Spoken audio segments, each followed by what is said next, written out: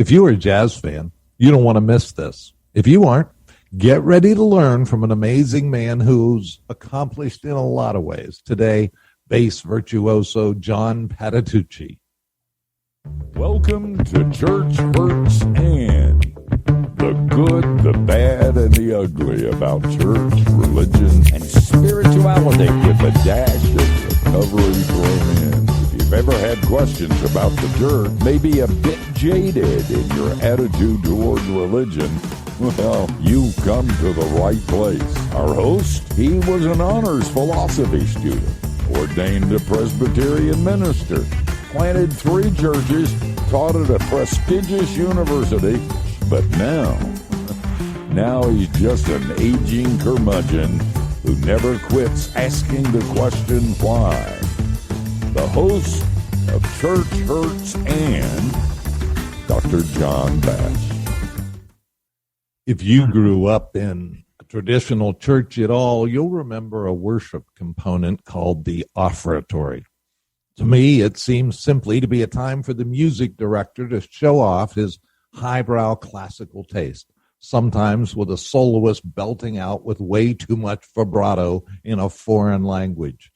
With a little more reflection, it seemed to be a programming sleight of hand designed to cover that exact amount of time it took the ushers to collect the offering before the organ abruptly broke into the Gloria Patri, shaking the very foundation stones of the church with a refrain all new and were able to sing along without looking at the words. Modern liturgies, which some would consider not liturgical at all, a conclusion with which I would disagree strongly, lean towards something less repetitive. I remember one time in a midweek service, the offering was the last thing to be done before I was to get up to speak. This was the time, by the way, for a preacher to compose himself, double-check that his zipper is up, make sure the notes are in order, and grab a moment of prayer, remembering it isn't about him. Get out of yourself, turkey, my spirit would hear. But this Wednesday evening, the music director introduced a guest musician to do a solo instrumental piece for the offering. Doesn't sound too unusual, right? But the guest instrument was a bass. This should be interesting, I thought. And the bass had 6 strings, not 4. Thankfully, I would be getting up in a few minutes to save things if it all was a flop. A few minutes later, I walked up to the lectern, wiping tears from my eyes, wondering what had just happened. Nothing I could say would reach the heart of people like what I had just heard. I would teach humbly, knowing that God had showed up already, thankful to be a part of the body of Christ. Welcome today to Church Hurts and that bass player and renowned virtuoso John Patitucci. Wow, my goodness. I was just thankful that they didn't turn on the blender while I was playing. John, I want to start out by asking you to do something you just aren't that good at doing. Would you tell our listeners a little bit about maybe the recognitions and awards that you've been given that meant the most to you? Because I saw the list, and we don't have that long, but I bet you in the midst of them, there were some that really touched you. Could you tell me about one of them? I think music, and certainly improvised music, and the music I spent my life being adopted into the culture of African-American music and jazz music, improvised music. The things that stand out are the relationships I had that shaped me, which it's funny how that works. Sometimes it doesn't work this way, but in this case, the sort of the what the awards represented, you know what I mean, was far greater than the actual award, but it was the result of the relationship with Chick Corea and Wayne Shorter. Those two gentlemen shaped my career, shaped my life, believed in me, pushed me to become better, were just so brilliant and genius in what they did that it totally influenced me. So, but I would say the last one that I got, it was a Grammy Award a couple of years ago with Wayne Shorter's quartet. Now, Wayne Shorter is one of the most incredible musicians ever in American music, not just jazz music. Some people would say that after Duke Ellington, the next generation. And Wayne is premier composer. Miles Davis, Art Blakey, he changed music by what he was writing inside the bands that he was in. Every band, including Weather Report, and then his own groups. We've played for 20 years, his group recently. His health has been a challenge, and he's not really touring anymore. But he just finished orchestrating an opera that we're going to do in the fall. He's not playing much, but he's still writing. We were on the stage at the Grammys. He was in a wheelchair. We had been worried about his health. He was, at that point, not doing as well as he's doing right now. He's doing much better. But I was afraid, because he's like a second father to me, that we were going to lose him. I was in tears when they handed Wayne the Grammy. He kind of just passed it back to me. I was standing behind the wheelchair. The Grammy itself was too heavy. So he just gave, and Danilo Perez and Brian Blade and I are standing there with our hero. Just the emotion that led up to it and all the stuff, and it was so intense.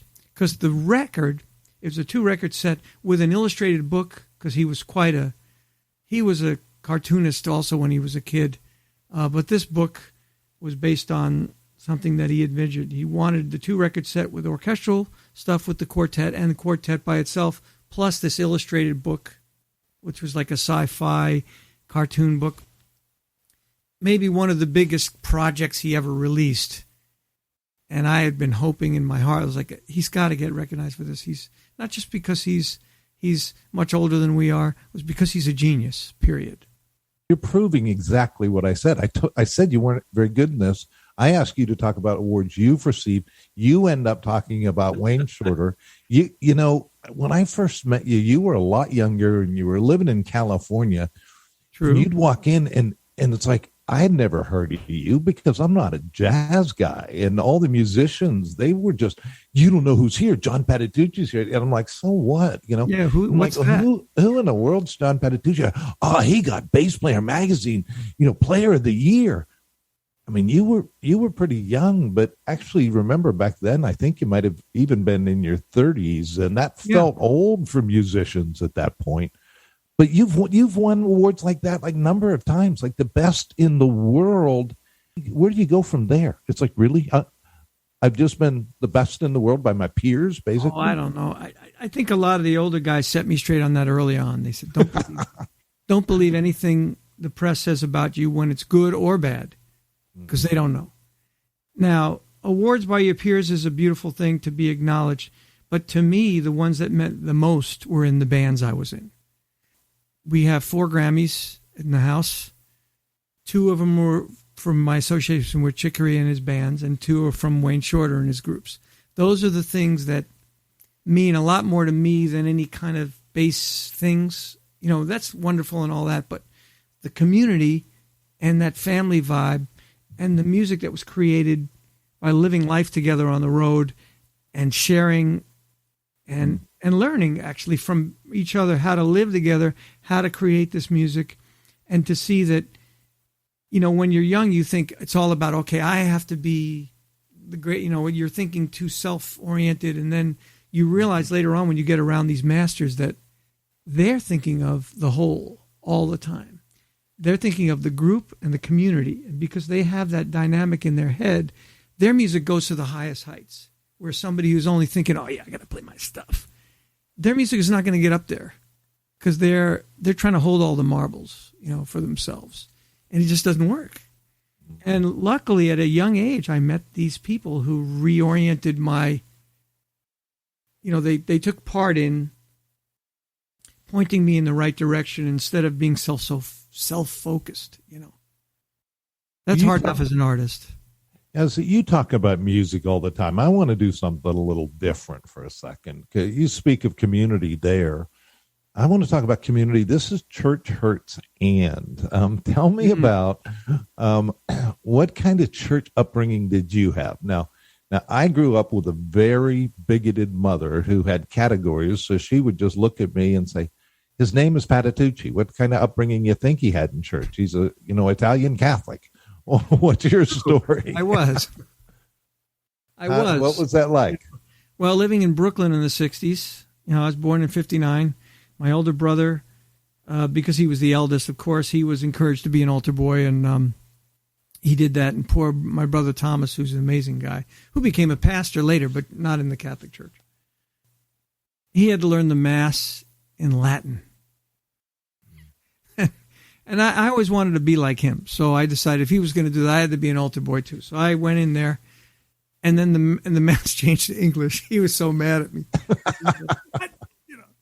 But anyway, we've quickly figured out after a while that, in that period of time, the cultural thing of the church as opposed to the real spiritual focus of a church or the individuals in it, or I'm not so sure a lot of those men who were the priests, I don't know what their real life, and it's not for me to judge what, the depth of their faith or whether they believed in God at all. There was so much culture. You were an altar boy, though. Yeah, I was, man. So I was around these guys. So I saw kind of, how they were. Shaky. You saw the shakiness of it. Yeah, and also when I grew up, or as I was growing up, and because at first I thought, I had a spiritual yearning, and I thought at first when I was younger that maybe I wanted to be a priest, and then they told me the rules, and I said, forget that. I want a family, I want a relationship, and all that. So about time I was about 15 and my brother was 18, we went to our parents and said, we're not going anymore. Which was hard for them. They grew up Catholic in a very culturally Catholic tradition. Sure. And in New York, which was very, heavy.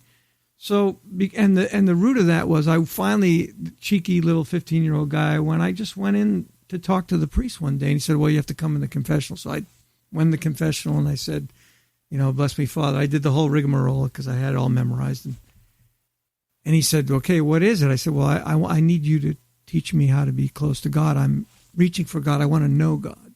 I don't want to just feel like he feels really far away to me. And I know there's got to be something.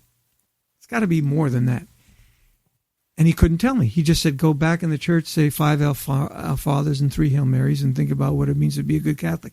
So as I was walking away out of the thing and out of the church, it's like a comedy thing. Oh, I thought it was wrong answer. I knew at 15 that was not the answer. That could not be the answer.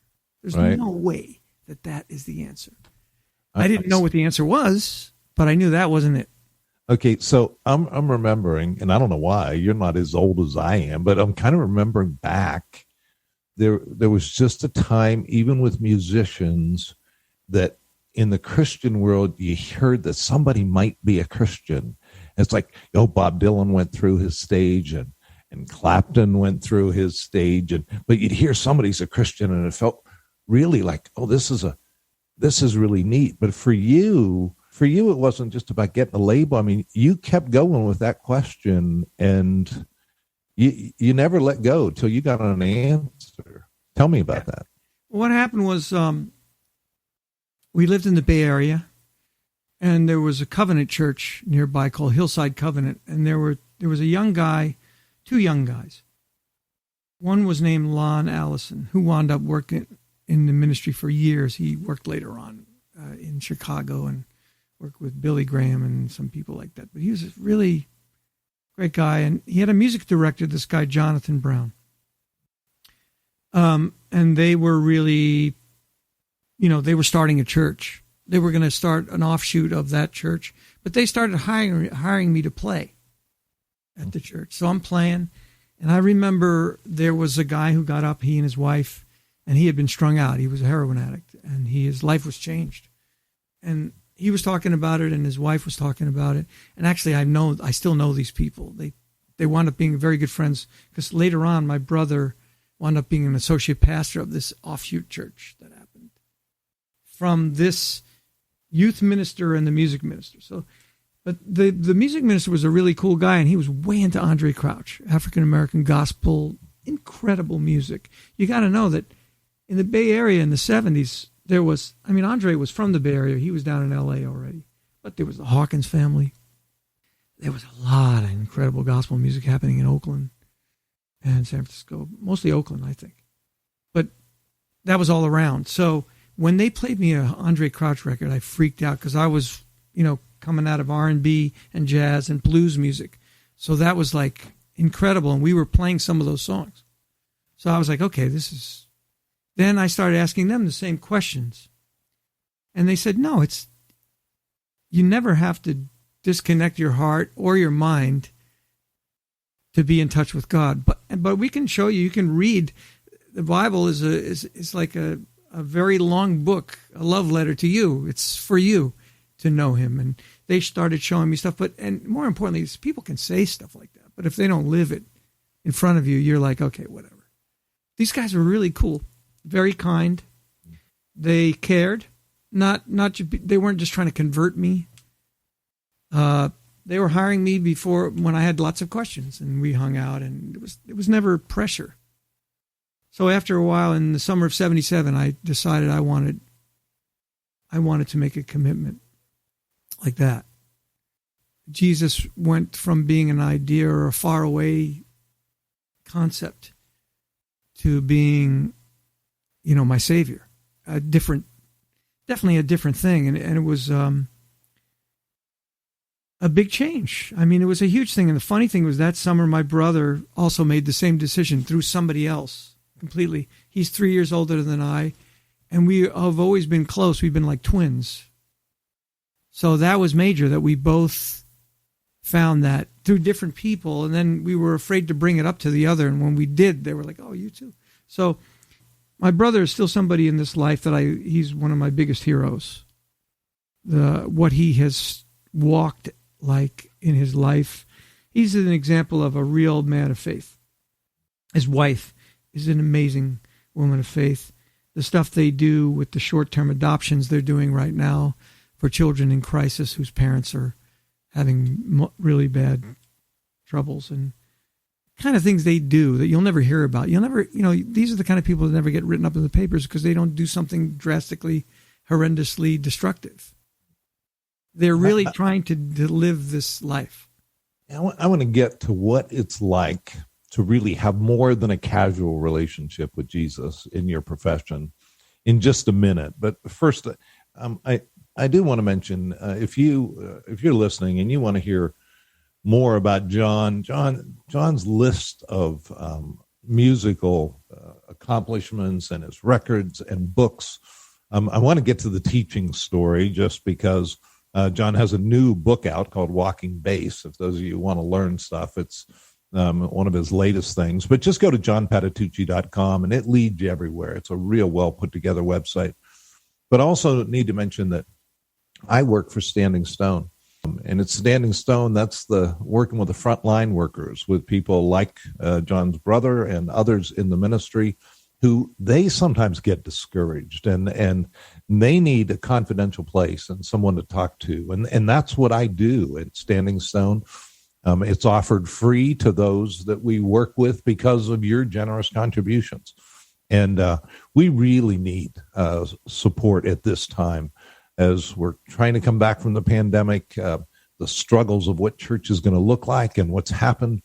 There's lots of people who are in need, who are in ministry. And it's easy to do that. Just go to churchhurtsand.org and there's a donate button.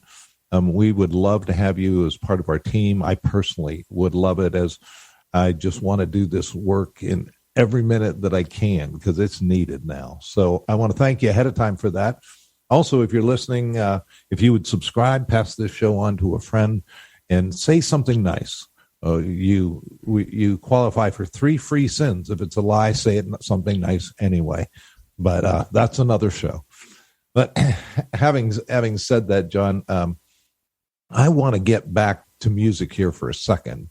And I'm always remember, it's kind of a funny thing. I think it was an interview with Bono, I think with U2 one time. And he was talking about how all musicians want to play another instrument. The drummer really wishes he was the lead guitar player, and the singer really wishes he could play the drums, and how all the musicians just wish they were something else. But then he mentioned about Adam Clayton, the bass player. He said, but Adam, he's always just wanted to be a bass player. That's all he's ever wanted to be all of his life. What about you? I mean, because, you really people just say your name and just bass is attached to it. Is that okay? I love it. I mean, I will confess that I wanted to play drums too.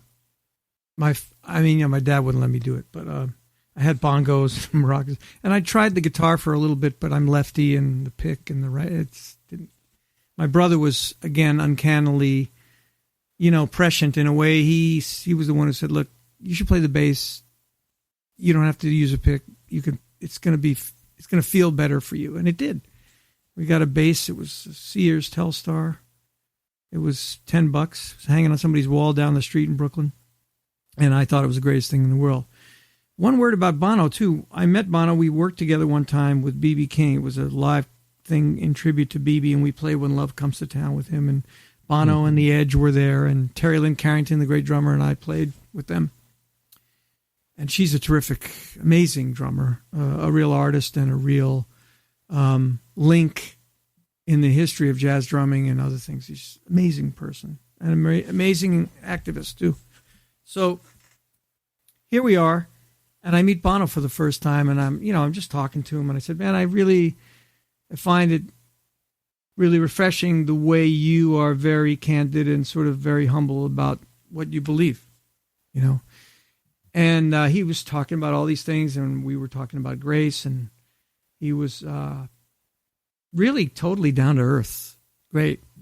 And so we enjoyed that. It was fun playing. But with the bass, the reason why I love the bass so much is the bass is at the epicenter of all the music.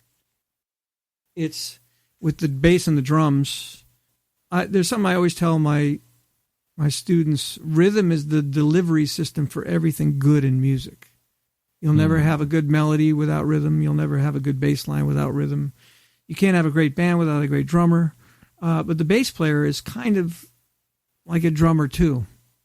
Your job in that epicenter of the music, it's involved in all the aspects of the music. It's to transmit the rhythm, but it's also to transmit the harmonic information.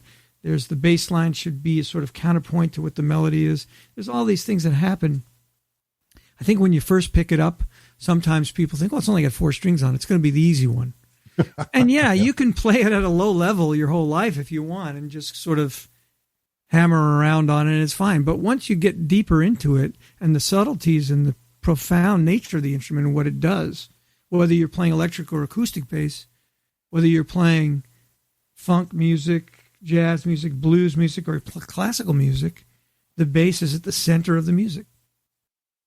It's always hit me that the 6-string bass that you're known for, because it's your signature 6-string bass, Yamaha has, they did that early in your career. I mean, that was pretty early on. It was acknowledged. Well, I have to set the record straight, though, and I always do this. The absolute pioneer was a man named Anthony Jackson. He's still around, and he's one of the greatest bass players in our history.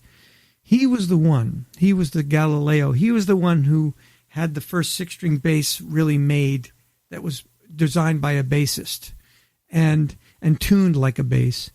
And everybody was telling me he was crazy. He was going to get tendinitis and everything. And I heard him, and I thought, wow, this is amazing. But I knew that he had stumbled onto something, or created something, I should say, that it could be used in many ways. I felt like there was a lot of potential for this to be done in many different stylistic ways. And when I got the job with Chick Corea, orchestrationally, I saw the need for something wider, because at first it was just 3 of us. So it was the keyboards, the bass, and the drums. Unfortunately or fortunately, I had to solo after Chick every time. And I was like, this is impossible anyway. And I want to have more low notes, because in those days, the synthesizer players were taking over the world. They had these massive sounds, and I wanted some low notes too. And they had, for a while there, they had lower notes than I did. Now, I'm the bass player. I want to play the low notes. But then at the same time, I wanted to be able to be melodic if I have to solo, and have something that sort of peaks over the top of all that texture and the thickness of the keyboards and the drums. So it was an orchestrational, kind of a taking a chance, because all of a sudden there are 2 more strings on your instrument than you're used to, and just those 2 strings creates a lot of landscape that you don't know. And it was a bold move. It was very reckless because I got the instrument about 2 weeks before we went on like our real first major tour. And man, talk about baptism of fire in my room. Hours and hours on the stage in my room trying to figure out how to work this thing. Hey, scary. All right. While we're back in that period of time, I want to get vulnerable for a bit because our time's running out. But it looked like things were going so good, but again, it's church hurts, and we talk about the pain. Your life was falling apart a little bit when we met, and there's a lot of ways you were kind of almost looking for, how do I quit this? Everything. Tell me about that and kind of how you struggled your way back through, and you stayed in the church and got at a surprise at the other end. But tell me about that hard time. I suffered from a thing of always wanting to grow up too fast. I'm not going to get into all the problems of what happened, but I did get married too young. I sort of even felt it in the pit of my stomach that I shouldn't do it, but I did it anyway. I didn't listen. I think I felt it. You feel that thing. It's not an audible voice, but you feel it in your whole body that it's not the right time. And I went ahead and tried to sort of order my life my way in my timetable. And boy, did that not work. So that was 9.5 years. It was very difficult. And I accept responsibility for doing that. That was, that's the part that I can accept responsibility for, and maybe some other stuff too, but we don't have time to get into all that. However, it brought up a lot of things. It made me question a lot of things. I went through a lot of soul searching and a lot of even therapy, trying to figure out why that sort of thing happened and why I would make those sort of errors and mistakes. And it was deep. It was tough. And that's when I met you. Yeah, we were talking a lot in those days.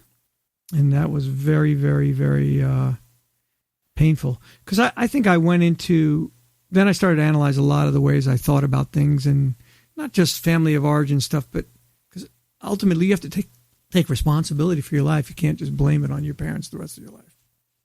You have to admit what's yours, what you're holding, take responsibility for that, and grow. But I can't tell you, we don't have time to discuss the pain. And I have to say, a lot of it, I take responsibility for trying to outrun God's plan for my life.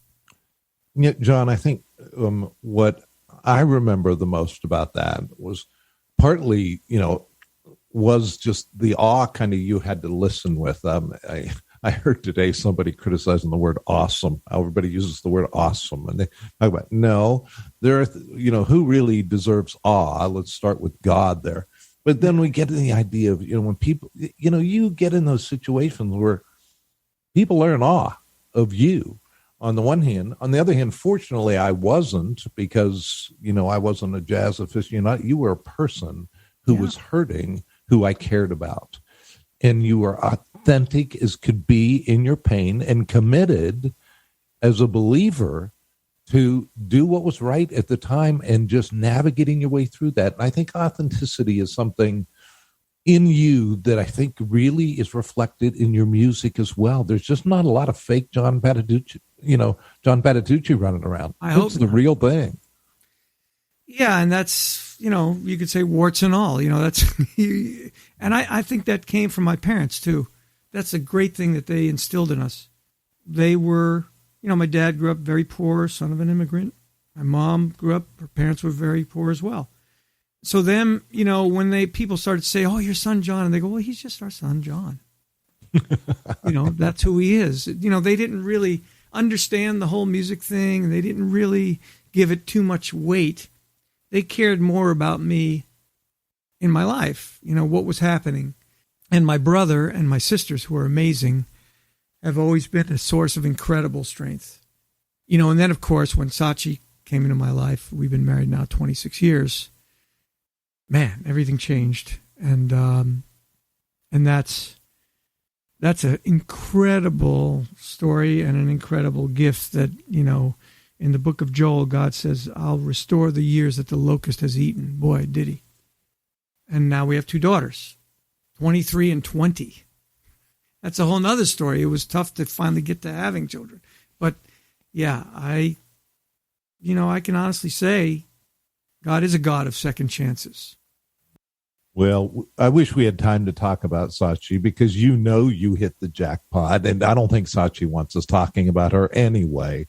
But it's been fun to see you guys live a life of not passive Christianity, active. And for our listeners, John has been involved in his church, in his faith, encouraging people for years. But rather than even digging into that, and we just have time for one more story, and I got to do this one. Tell me the story we talked about beforehand about you going back and finding some relatives in Italy. Talking about not being able to hide. Tell me, when you went back there, we actually have a town. What's your designation in this little town in Italy? Well, they made me an honorary citizen of the town in Tirano Castello in Calabria. And I brought Sachi, my dad, and everything, and his wife, Lucille, my daughters. We had the greatest time. We did a concert for the people in the town. And I think 3,000 people came to the concert, and there are only 5,000 people in the town. So we did pretty good. But it was just an incredible experience. And I have a dear friend. It's funny, he just texted me, Sergio Gimigliano. He's a concert promoter in southern Italy, and amazing guy. And his family have become family with us, and they have a hotel in Diamante, which is a little beautiful sea town right down the hill from where my grandparents were born. And just an amazing experience that was. I have to tell you one short story about Sachi, because I have to say something. She's an amazing woman, amazing cellist. She's my manager. She went back to school and got a degree in music supervision for film. She was a music supervisor of the film that I did last year that just came out called Chicago, America's Hidden War, which I'm very honored to be part of. My mother, who you did meet, was a very soulful woman.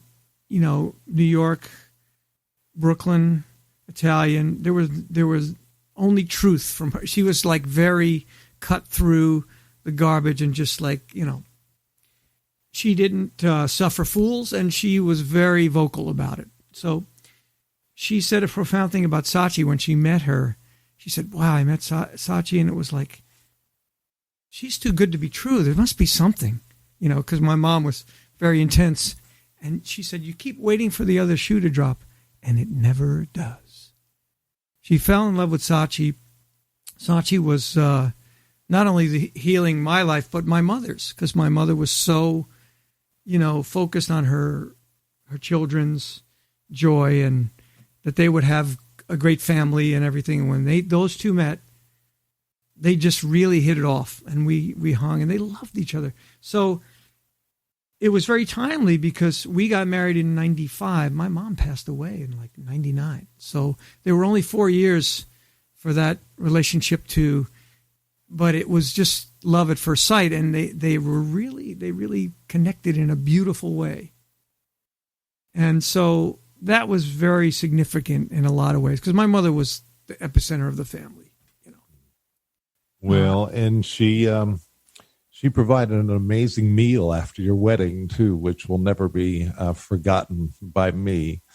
And, John, I just got to thank you for so much, just how you give the people you care about, and kind of always knowing, even with you moving to New York, being on opposite sides of the country, I know if I get in trouble, I can call John Patitucci. Let me say a few words before we go. With all the awards and albums and accolades John Patitucci has received, you'd think one of them would stick out in my description of my friend. Things like the Lifetime Achievement Award by Bass Player Magazine, or rather Breathtaking, or Guitar World listing him as the number 20 of all time. But that's not what comes to mind. One day, John and I were out to lunch after he'd fallen in love with Sachi, and he asked me if I would perform the ceremony. Of course, I was honored, but then he squirmed a bit and he said, but I'd like to do it twice. John explained to me that he felt obligated to have a ceremony for his family and friends, which was going to take a while to arrange, but he didn't want to wait that long. So one afternoon in Irvine, California, John and Sachi and just a few friends gathered at the lake many weeks before the public ceremony. They took their vows, and we all headed over to a pool with a barbecue by my home. I don't remember the details too well, but I'm sure I cooked some seafood and we opened a few bottles of champagne and everyone contributing something in this very private time. Now, the bride and the groom could live together in good conscience for the weeks prior before going public. That was on May 7th, and it is the day they celebrate as their anniversary to this day. John and Sashi have never been off my prayer list since then. Not surprisingly, they have two very creative girls excelling in their life at this time. Both John and Sachi serve in their local church, having found their way in the and life and having been beaten up pretty well a few times. John runs into a lot of people around the world who are a bit starstruck when they meet him. They struggle for words, wanting to thank him for his giftedness and contribution to music, particularly in the heady world of jazz. They wonder what it would be like to be that good at something, so good your peers told you you're number one. But when John times comes, and he passes from this earthly band to the celestial one, filling the infinite space of heaven, John's hoping to hear the words of his Savior. Well done, John, my good and faithful servant. And then Jesus will motion with his arm to reveal that place in the orchestra with a standing bass waiting, a six-string bass tuned up, and a lot of smiling musicians ready to play. So John will look for the conductor. As Jesus nudges him towards his place, he catches out of his eye something in Jesus' other hand, a baton, music conducted by Jesus. John now knows that he'll know the tune. He's been practicing it all of his life. What about you? It's worth a thought. For Church Hurts and this is John Bash. Go and enjoy God today, won't you? Well, that was worth a thought for sure, and brings us to the end of this edition of Church Hurts and. Next week, it's rumored we'll be walking on the edge of controversy, stirring the pot of denial, and finding movement of the divine. Our host, Dr. John Bash, is a shepherd with Standing Stone, a nonprofit ministry committed to caring for pastors and Christian leaders at risk of leaving the ministry prematurely. Come visit us at churchhurtsand.org. Tell us your story while you're there. Until then, remember, church hurts isn't the end of the story. Now go into the and enjoy God today, won't you?